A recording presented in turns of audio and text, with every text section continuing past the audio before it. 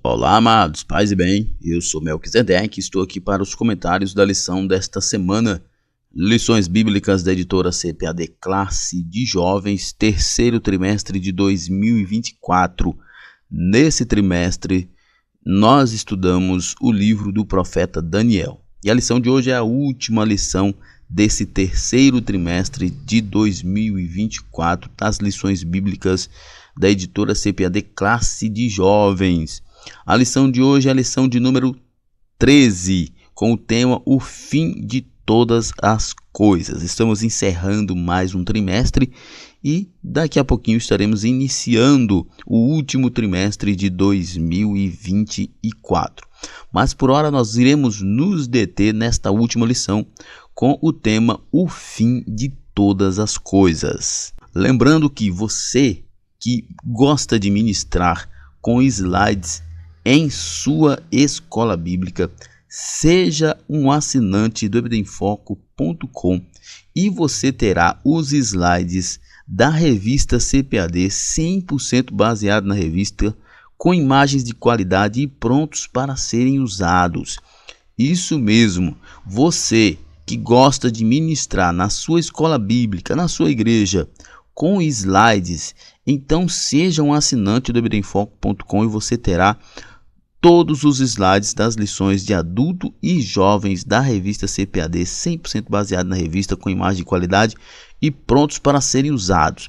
Esses slides produzidos pelo EBD em Foco também são editáveis, que você pode fazer a mudança que você desejar para melhor atender à necessidade da sua aula. Nós temos experiência na produção de slides e subsídios da revista CPAD desde 2016 e já fizemos mais de 750 slides e você pode baixar todos eles aqui. Não são apenas os slides das lições do trimestre atual, mas todos os slides já produzidos pelo ebdenfoco.com que estão na plataforma ebdenfoco.com, você tem acesso a eles. Basta você se tornar um assinante do ebdenfoco.com. Nós temos uma equipe qualificada que se dedica toda semana para entregar um conteúdo de qualidade para você. E o conteúdo da assinatura contém os slides das lições de adultos, slides das lições de jovens, mais bônus, slides de escatologia, slides de discipulado, sermões em PDF e curso básico de teologia, além de cursos diversos, incluindo curso de capacitação para professores.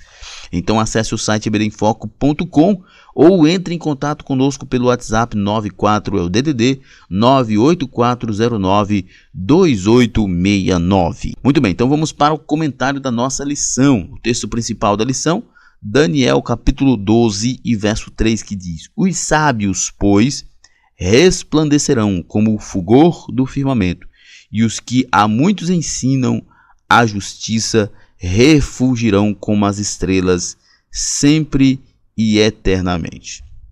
Eu destaquei aqui nesse verso a palavra sábio, o substantivo sábios, porque a palavra sábio aqui não se refere a quem tem conhecimento, mas a quem teme a Deus, do mesmo modo, a expressão os que a muitos ensinam, os que ensinam a justiça, não está relacionado a quem tem conhecimento teológico, mas quem teme a Deus.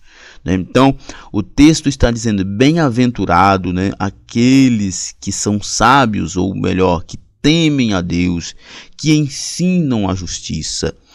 Os que temem a Deus resplandecerão.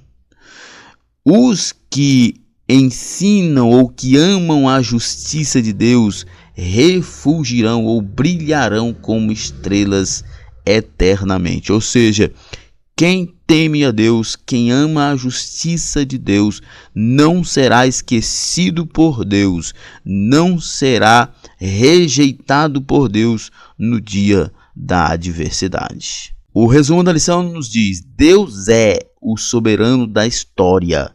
E bastava isto aqui para nós nos determos e reverenciarmos a Deus. porque o Senhor é o soberano da história. E no fim de todas as coisas trará juízo aos ímpios e libertará o seu povo fiel. Deus é o soberano da história. Nada do que aconteceu ou acontece ou acontecerá está distante do controle de Deus. Ele é o soberano da história. O texto bíblico da nossa lição se encontra no capítulo 12, verso de 1 a 13 de Daniel. Mas esta lição, na verdade, você vai encontrar o conteúdo dela nos capítulos 11 e 12. Leia os dois capítulos que são importantes para compreender esta lição. Eu não vou me deter no texto, uma questão de tempo, né? Porque nós precisaríamos ler os dois capítulos pelo menos, e também talvez até o capítulo 10, para termos uma noção textual do texto. Mas você vai fazer essa leitura aí. Antes de concluir o seu estudo da lição, leia esses 3 capítulos de Daniel. Muito bem, então vamos para a nossa introdução. Os últimos 3 capítulos do livro de Daniel, os capítulos 10, 11 e 12, constituem uma unidade. Esta seção contém a última revelação que Deus concedeu a Daniel, 2 anos após o retorno dos judeus à terra de Israel, no 3º ano de Ciro. Olha só, como eu disse, a necessidade de você estudar os 3 últimos capítulos do livro para uma melhor compreensão, né? Porque ele constitui uma unidade sobre um assunto só. E aqui nós vemos também que esta seção contém a última revelação que Deus concedeu a Daniel 2 anos após o retorno dos judeus à terra de Israel, no 3º ano de Ciro, né? Todo este acontecimento, todas essas visões que Daniel teve, já havia cessado o cativeiro babilônico. Entretanto, Daniel ainda estava em Babilônia, né? Sobre o governo de Ciro, né? No Medo Persa, e Daniel não há nenhuma evidência de que ele tenha voltado para Jerusalém. Já era também bastante velho nessa época, e ele recebe de Deus estas revelações nos seus últimos dias na terra, ainda em Babilônia, sob o governo de Ciro. O profeta já é um ancião de aproximadamente 84 anos. Nessa época, o primeiro grupo de exilados já havia retornado a Jerusalém. O primeiro grupo porque houve algumas levas, assim como foi o cativeiro, né, a levada das pessoas para o cativeiro, que foram pelo menos em 3 vezes, né? Também o retorno foram em parcelas, né? Alguns grupos, primeiros como por exemplo o grupo de Zorobabel, com a intenção de construir o altar, né, reconstruir o altar e o templo. O grupo de Neemias, com a intenção de, né, com a missão de construir os muros. E o grupo de Esdras, com a missão de reconstruir o culto, né? Pelo menos essas 3 levas de retornos. Há alguns expositores que vão entender que houve outras levas, né? Mas são estas as principais, né? Que tiveram de retorno das pessoas da Babilônia para Jerusalém após o cativeiro.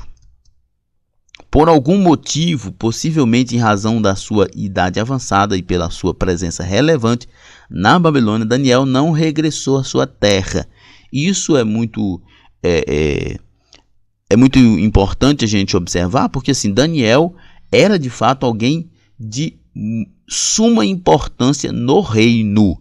E isso é sensacional, porque desde quando ele chegou, né, desde quando ele foi selecionado por Nabucodonosor, por todos os reis que passaram, né, todos os governantes da Babilônia, sejam eles da linhagem de Nabucodonosor ou os reis posteriores que foram conquistadores, Daniel sempre esteve em posição de honra como sábio e administrador do reino. Ele era muito importante para qualquer um dos reinos, né, porque desde a sua adolescência ele está ali no reino, conhece todos todo o contexto do reino, então ele permanecia ali como um sábio, como um importante conselheiro do reino. E agora, nesse momento, sob o governo de Ciro, também. Ele já é bastante velho e parece que a sua posição ali também o influenciava muito a permanecer na Babilônia.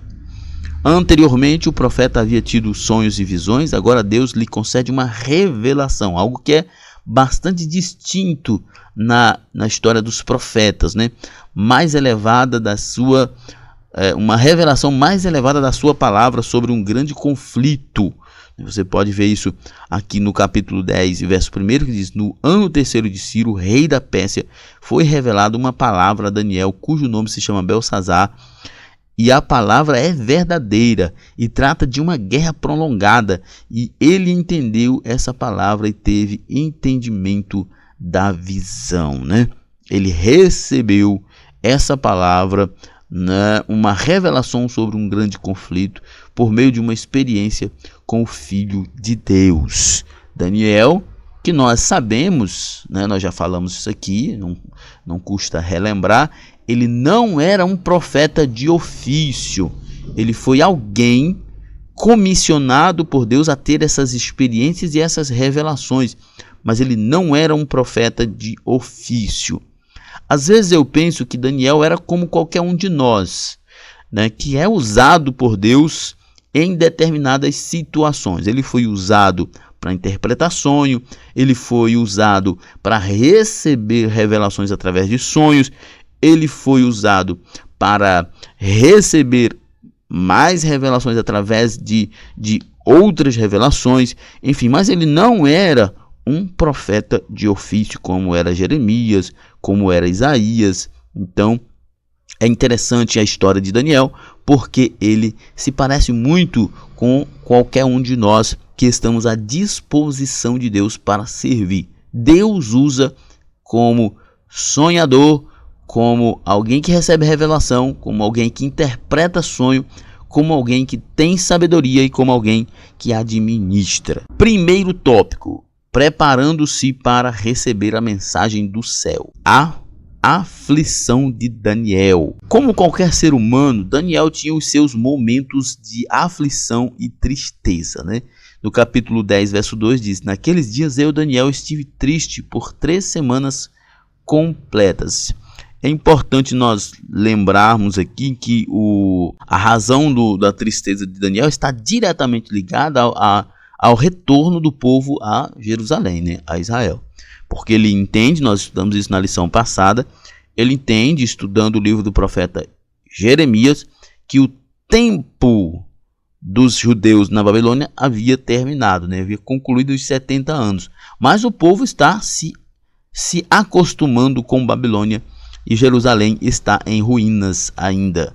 E por esta razão, ele ora, busca profundamente a Deus, pede perdão a Deus em seu nome, em nome do povo, para que Deus tenha misericórdia e restaure o povo à sua casa. Então, todo o contexto da tristeza de Daniel envolve o fim do cativeiro babilônico e a dispersão do povo de Israel, que aparentemente não estava mais preocupado em retornar para Jerusalém. Mas também tem o contexto de que ele recebe estas revelações, e isto fala de tempos difíceis, de tempos trabalhosos, e o profeta, como homem de Deus que ama o povo de Deus, se torna sensível a essa situação e é profundamente afetado por ela. Isso nos identifica Daniel como um homem que não está indiferente à condição de miserabilidade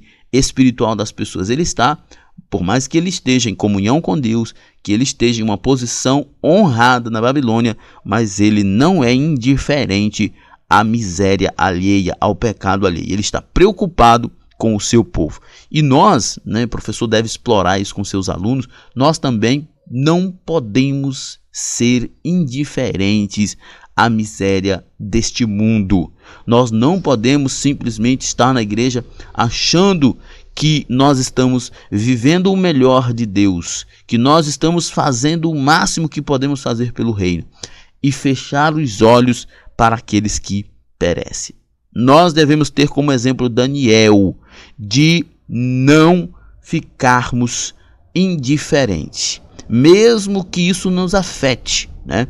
Mesmo que isso nos afete, porque ninguém é tão forte que não possa se abater. Ninguém pode ser tão indiferente que não seja afetado pela condição humana de pecadores, de miseráveis, de escravos, né? A razão do seu abatimento tinha a ver possivelmente com a interrupção da reconstrução do templo e da cidade de Jerusalém naquela ocasião, né? Tinha também esses contextos, mas o contexto, né, geral era a volta do povo,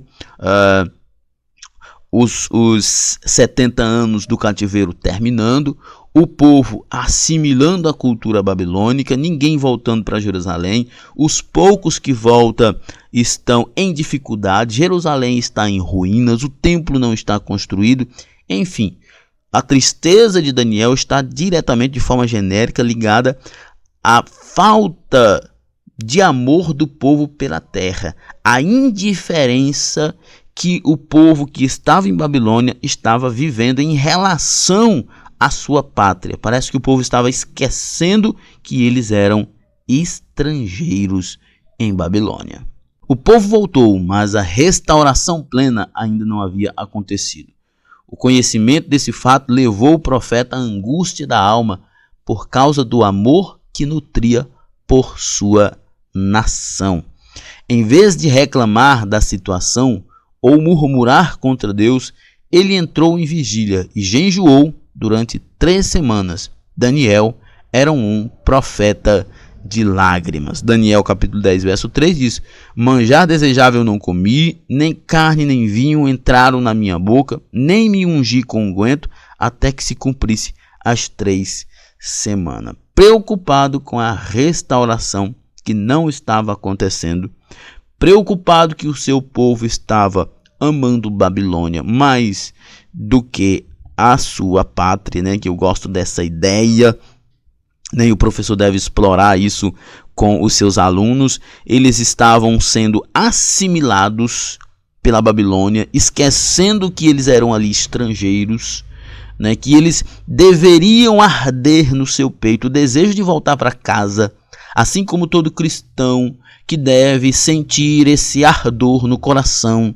de um dia estar com Cristo, como diz o apóstolo Paulo ali em 2 Timóteo, né, que a coroa da justiça estava preparada para ele, não só a ele, mas também a coroa da justiça estava preparada, ou está preparada, para todos aqueles que amam a vinda de Cristo, que desejam se encontrar com Cristo, que não está conformado com a vida nesse mundo. Daniel está profundamente angustiado e decepcionado com o seu povo, que Jerusalém está em ruína, o templo ainda está destruído, as oposições estão impedindo as coisas acontecer e muita gente não está se preocupando com isso.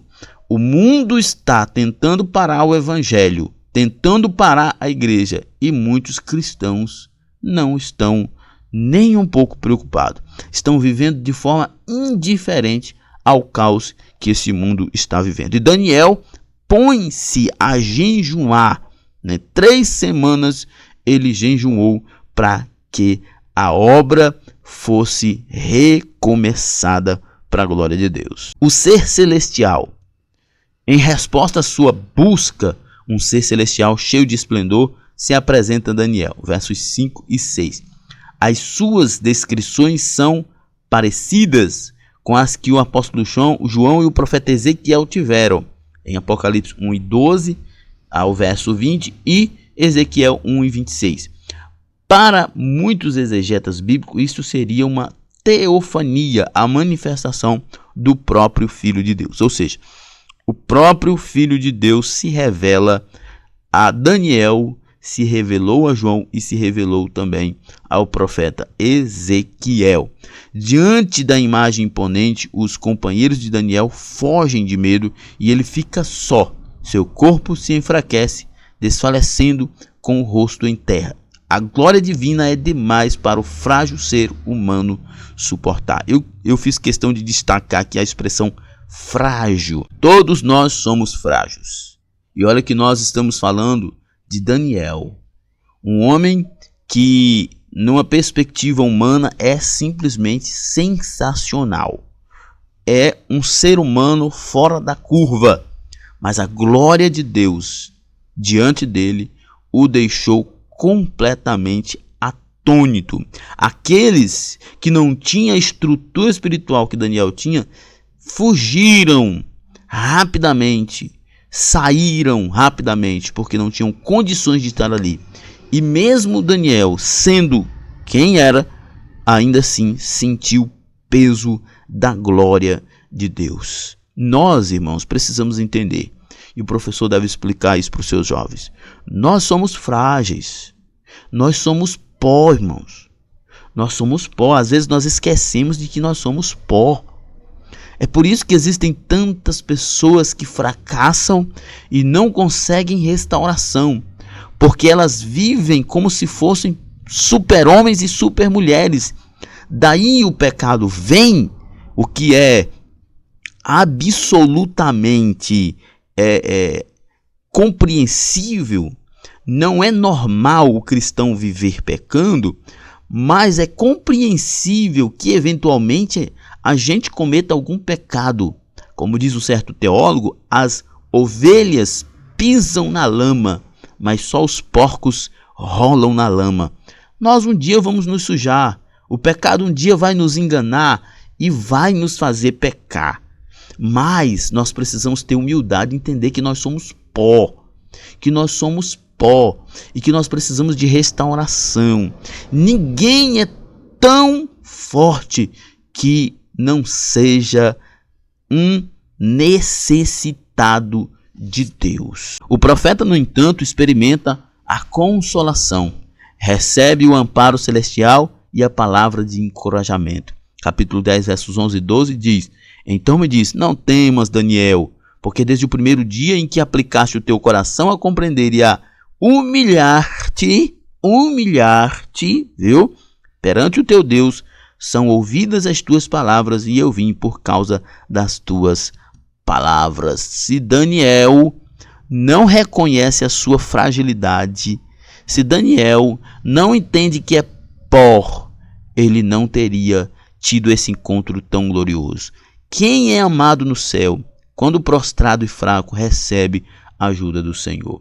Professor, explore isso com seus alunos, que os alunos precisam entender que nós somos pó, que nós somos profundamente necessitados, que nós eventualmente vamos pecar, mas que Deus é misericordioso para nos perdoar e nos restaurar. A batalha nas regiões celestiais.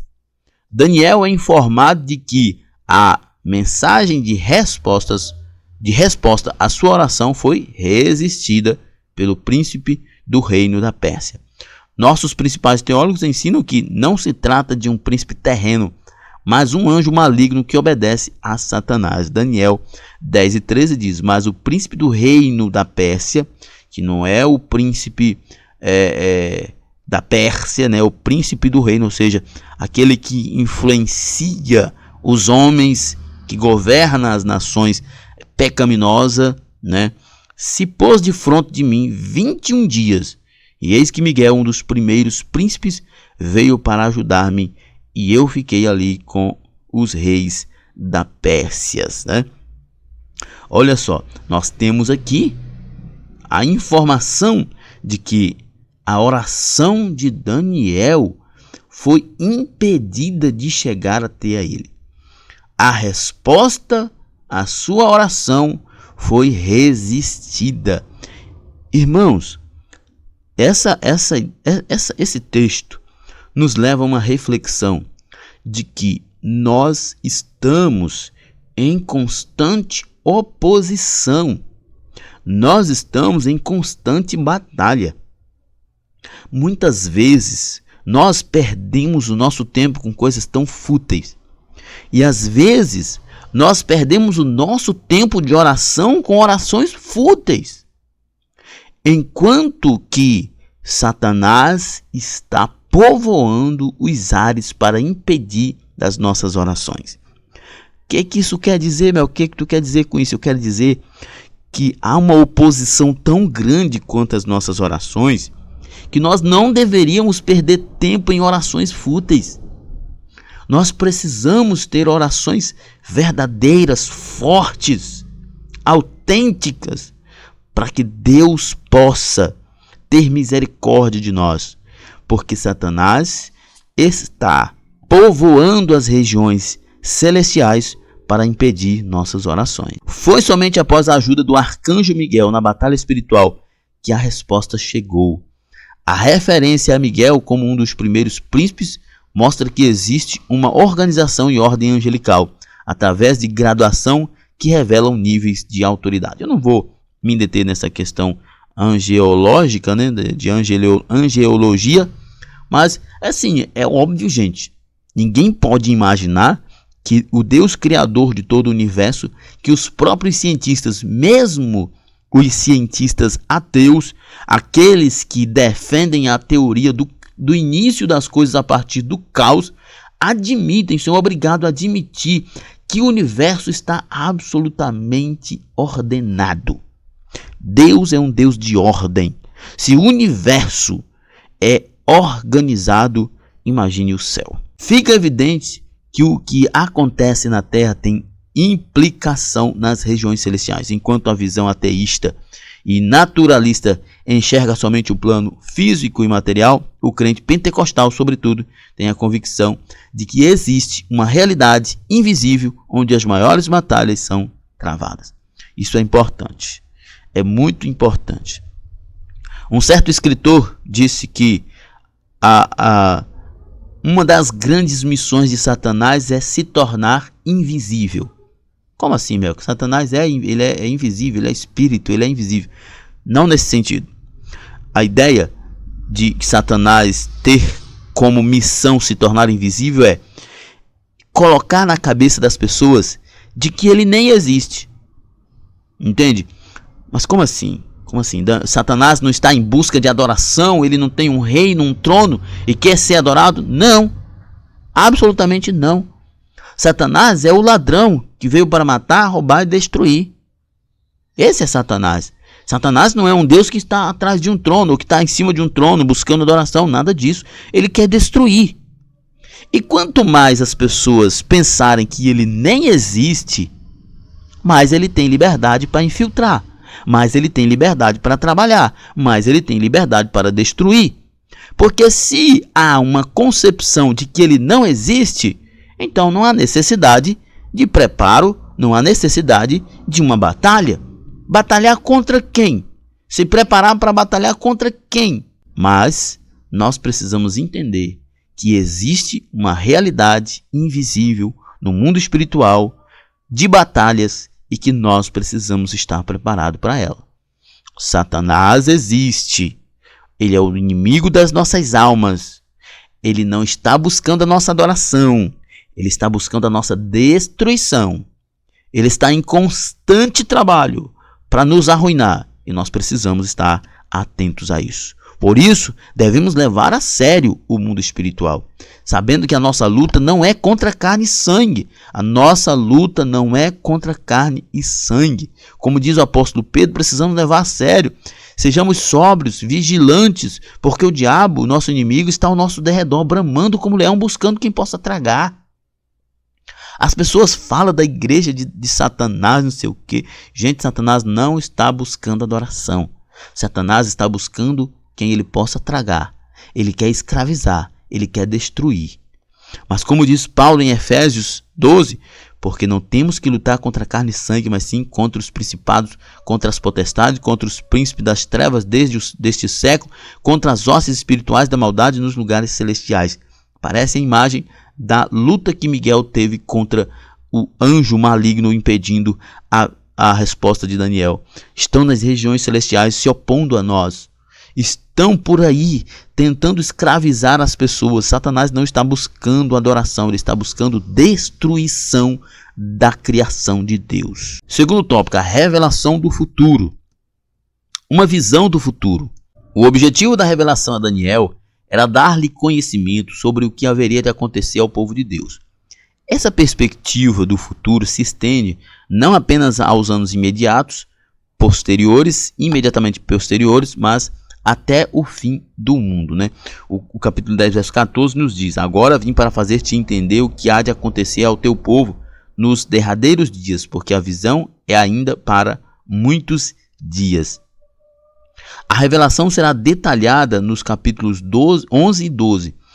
Enfraquecido pelo que havia visto e ouvido, Daniel é tocado e fortalecido 3 vezes. Né? Daniel 10 e 19 diz: agora vim para fazer-te entender o que há de acontecer ao teu povo nos derradeiros dias, porque a visão é ainda para muitos dias. Né?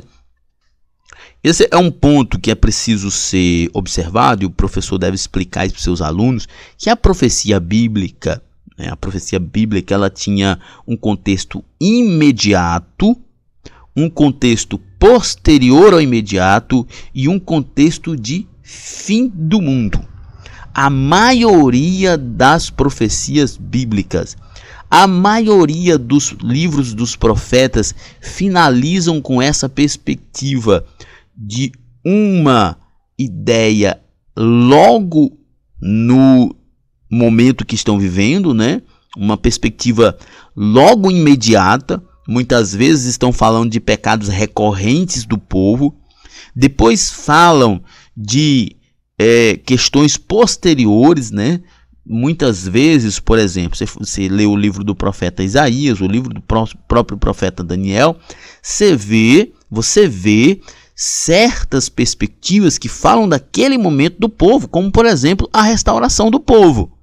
Mas também fala do Messias, da chegada do Messias, da encarnação do Messias, e fala do governo final do Messias, da derrota final de Satanás. Nós temos aqui 3 contextos: o contexto imediato, o posterior médio e o posterior final. Às vezes a profecia tem esses 3 contextos. Muitas vezes, quando fala da restauração do povo, falava do retorno do povo a Jerusalém pós-cativeiro. Quando fala do governo da chegada do Messias, fala da chegada do Messias como homem, na sua encarnação, e do seu governo, fala tanto do seu governo no coração das pessoas, quanto do seu governo no reino milenar, nessas três perspectivas. É importante, quando você lê profecias, não estou dizendo que todas as profecias do Velho Testamento estão nessa perspectiva, mas muitas delas estão. Então, é bom sempre você ter bastante humildade na hora de estudar, para que você possa perceber quais textos têm essas 3 perspectivas e quais não têm. Afinal, o Deus que move nações e reis demonstra um incrível cuidado com aqueles que são fiéis a ele. Por fim, Daniel fica sabendo que a guerra não havia acabado. O futuro imediato. No capítulo 11, Deus revela eventos que estavam para acontecer no futuro imediato de Israel. Eles se desdobraram no período interbíblico, ou seja, entre o Antigo e o Novo Testamento, e envolveu uma sucessão de reis que vai de Ciro até o desmoronamento do reino de Alexandre Magno, o rei valente, do verso 3, né? Então é isso aí, ó. Havia na profecia de Daniel a perspectiva imediata, né, de retorno do povo, da confusão dos reis, que começava já ali no reino medo-persa, passando pelo reino grego até chegar ao reinado romano. Enfim, né, a profecia tinha essas perspectivas, como já foi explicado. Contemplam profecias sobre a Síria, Egito e suas guerras envolvendo os judeus, incluindo Antíoco Epifânio, o homem vil do verso 21, que é uma imagem do anticristo, né? Torturador de Israel, que tratamos anteriormente. A passagem descreve minuciosamente intrigas políticas, alianças e conflitos militares ao longo dos séculos, né? Começa imediato, tem um posterior médio e tem um posterior final. É interessante que Deus revela a história para a humanidade. As pessoas é que se dedicam à futilidade e não param para analisar. Como Daniel fez, né? Descobriu que o cativeiro babilônico duraria apenas 70 anos, examinando os escritos do profeta Jeremias. Quem sabe muitos que se adaptaram à Babilônia, se tivesse tido a mesma habilidade, o mesmo discernimento, o mesmo cuidado que Daniel teve, certamente não teria se adaptado à Babilônia, porque teria entendido o propósito de Deus. Mas as pessoas se adaptam ao mundo porque elas não compreendem o propósito de Deus. E por que não compreendem o propósito de Deus? Porque não buscam conhecer a Deus e a sua vontade através da sua palavra. É importante, o professor deve explorar isso com seus alunos. Como diz o apóstolo Paulo, para que conheceis e experimenteis a boa, perfeita e agradável vontade de Deus. Você precisa se aplicar a conhecer mais de Deus para saber a vontade de Deus e os tempos de Deus. Em razão da riqueza dos detalhes proféticos, muitos chegaram a questionar a data do livro de Daniel como se estivesse sido escrito posteriormente aos fatos históricos. Contudo, a predição de eventos históricos centenas de anos antes da sua ocorrência mostra que a palavra de Deus não cai por terra. Isso aqui a maioria dos críticos da Bíblia, você sabe que os críticos da Bíblia, a maioria deles são ateus, são pessoas revoltadas contra Deus. Qual foi o argumento que eles proporam aqui? É que há muitos detalhes verdadeiros, coerentes demais, que só poderiam ter sido escritos depois dos fatos terem acontecido. Mas é assim, sempre que os opositores da Bíblia não conseguem desmentir a Bíblia, eles tentam mudar a perspectiva, né? Eles dizem de alguns textos que esses textos não são verdade. Aí quando chegam nos textos que não há como refutar, aí eles arrumam um outro argumento, mas não se curvam. Mas, como diz aqui o texto, isso prova que a palavra de Deus é verdadeira e não cai por terra. O futuro remoto. Do versículo 36 em diante, temos o futuro remoto de Israel, o tempo de angústia de Jacó. Porque aquele dia é tão grande que não houve outro semelhante. É o tempo de angústia para Jacó, ele, porém, será salvo dela. Jeremias 30 e verso 7. Conforme John Lennox, este capítulo também foi escrito para avisar as pessoas no futuro da perspectiva de Daniel sobre o perigo de interpretar erroneamente os sinais do tempo e pensar que o tempo do fim chegou quando não chegou. Eu falei agora há pouco, né? O professor deve explorar isso com seus alunos. Por que Daniel entendeu que o cativeiro babilônico estava terminando? Porque ele estava pesquisando, ele estava estudando, ele estava examinando as escrituras. As pessoas não sabem quais são os planos de Deus, os propósitos de Deus, a vontade de Deus. É óbvio que não. Essas pessoas estão na internet, essas pessoas estão assistindo porcaria na internet, estão vivendo para si mesmo e não estão se dedicando a conhecer a Deus. As pessoas ficam em desespero. Essa semana mesmo, aqui na nossa região, está um calor terrível. E o sol está escaldante, que apareceu um círculo, né? Uma imagem de um círculo em volta do sol, e as pessoas começaram a ir para a internet dizer que estavam com medo, que era o apocalipse, que o mundo ia acabar. O povo ignorante, estúpido, gente estúpida, que não lê a Bíblia, que não entende os propósitos de Deus, que não entende nada, que vive aí por aí se embebedando, vive por aí buscando as coisas deste mundo e não compreende a Deus. O texto está nos dizendo aqui, Daniel também, esse texto de Daniel foi escrito, como diz o John Lennox, para as pessoas do futuro, para dar perspectiva a elas sobre o contexto correto, a forma correta de interpretar. Precisa ter cuidado para não inventar coisa, não ficar divagando e inventando coisa. As pessoas precisam estudar. Este é um erro muito frequente dentro daqueles que usam a doutrina das últimas coisas como um recurso especulativo e sensacionalista. O fato é que a passagem mostra um quadro profético do futuro anticristo e sua atuação, especialmente contra o povo escolhido de Deus. Pessoas que usam os textos bíblicos, especialmente os escatológicos, de forma especulativa e sensacionalista. E geralmente essas pessoas, isso aqui é importante, viu, professor? Importante você conversar com seus alunos. Eu conheço pessoas que abandonaram a igreja por causa de conteúdos assim. Acharam livros, vídeos, a internet está cheia, saturada de especialistas, entre aspas, né? Especialistas, entre aspas, em escatologia, mas que o conteúdo deles são especulativo e sensacionalista. Por quê?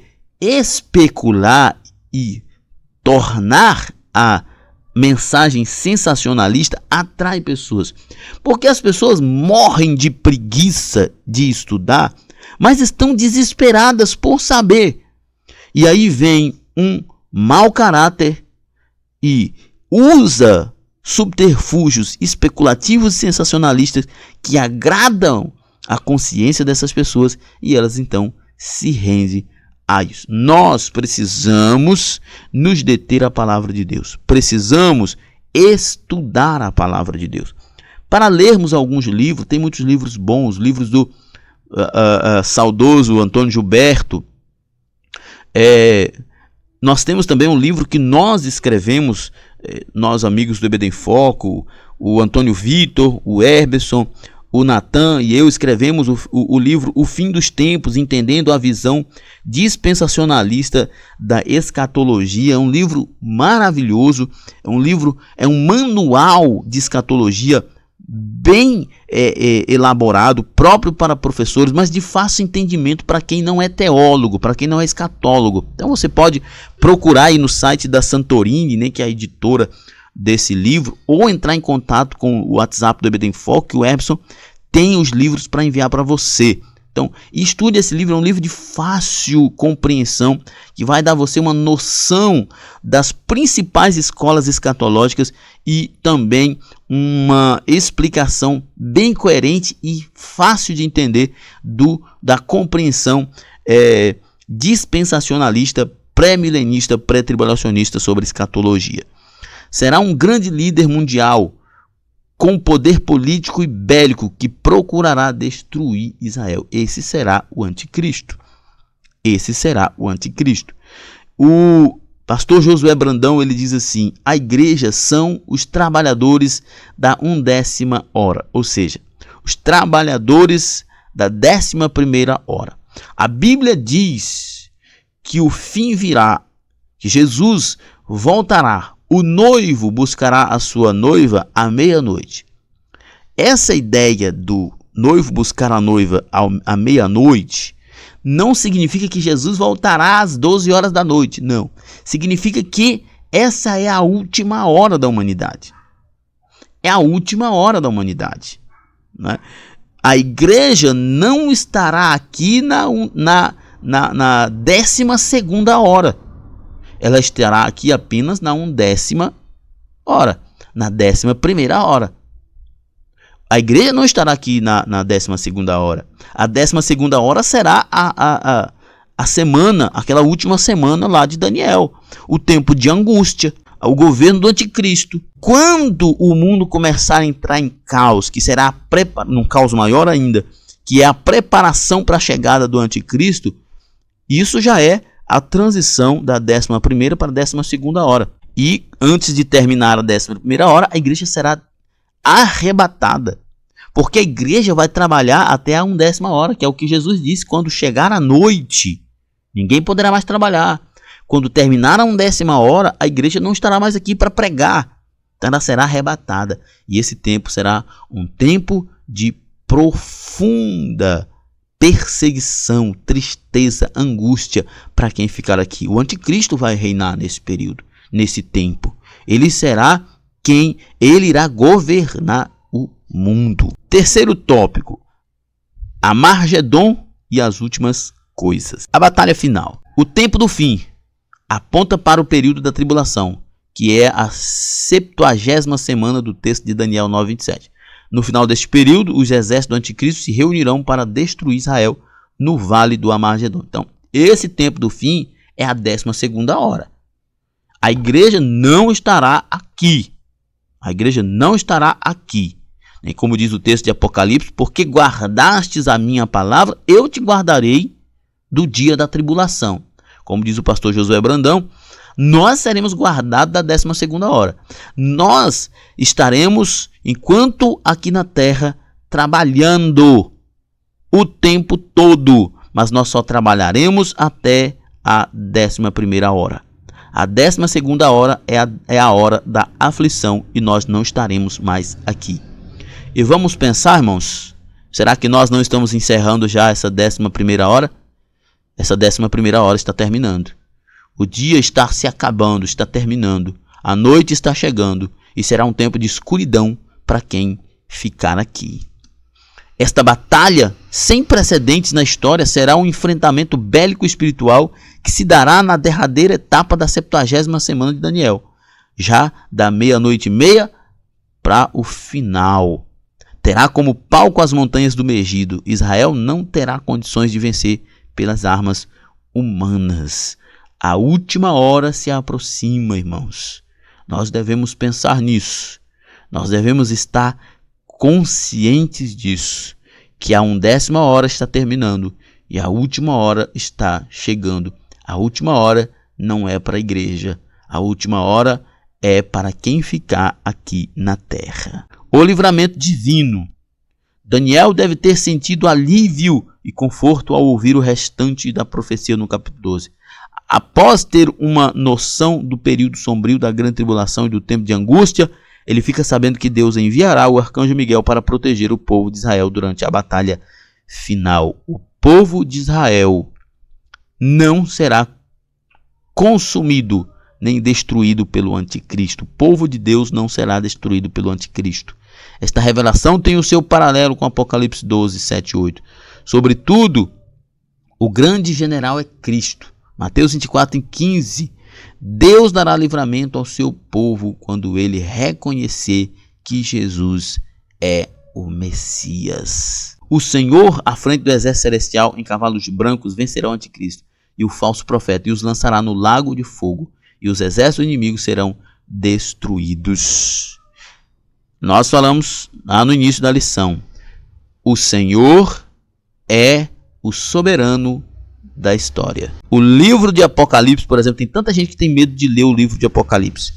Mas o que nós vemos no livro de Apocalipse? A revelação. Apocalipse significa revelação.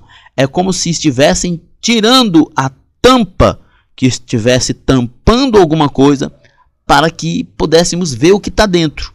E o que é que está dentro? A revelação de que Deus é Senhor da história. Ele não perde nenhuma batalha. Consequentemente, o que Apocalipse mostra? A vitória de Deus e, consequentemente, a vitória da igreja. A vitória de Cristo e a vitória da sua noiva. Isso não é para nos deixar espantados, irmãos, isso é para nos alegrar. Se você está em Cristo, então não há derrota para você. Então, Apocalipse não é um apocalipse de destruição, como as pessoas gostam de falar de forma pejorativa. O Apocalipse para o cristão é a certeza de que ele estará seguro. É a certeza de que ele é vencedor porque Jesus é vencedor. Porque Deus é Senhor soberano da história. A ressurreição dos mortos. A declaração do verso 2 do capítulo 12 refere-se à ressurreição dos justos e dos injustos, em consonância com outras passagens das Escrituras, como João 5:29, Atos 24:15. De acordo com a declaração de fé da Assembleia de Deus, elas se darão em momentos distintos. Os justos, cujos nomes estão no livro da vida, serão ressuscitados por ocasião da vinda de Cristo. Por ocasião da vinda de Cristo. Nós temos lá em 1 Tessalonicenses 4:16, e os que morreram em Cristo ressuscitarão primeiro. Essa é uma esperança gloriosa do cristão. 1 Coríntios 15 fala da ressurreição. Nós ressuscitaremos. Mas a ressurreição dos injustos só se dará depois do milênio.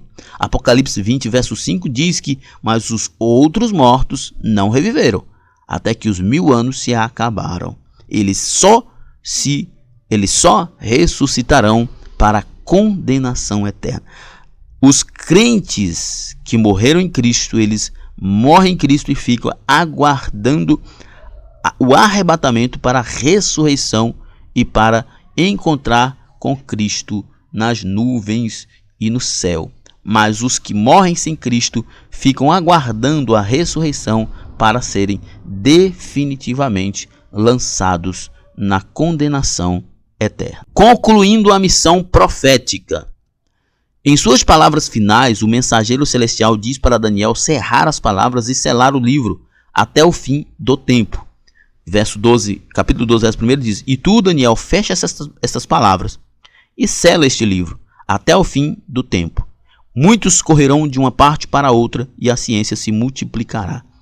Para os costumes da época, selar um livro era dar forma, de credibilidade pública para o que estava ali escrito, uma garantia da sua veracidade. Logo, o selo da palavra profética assegurava que a revelação era dada por Deus para que as gerações seguintes pudessem confiar e entender.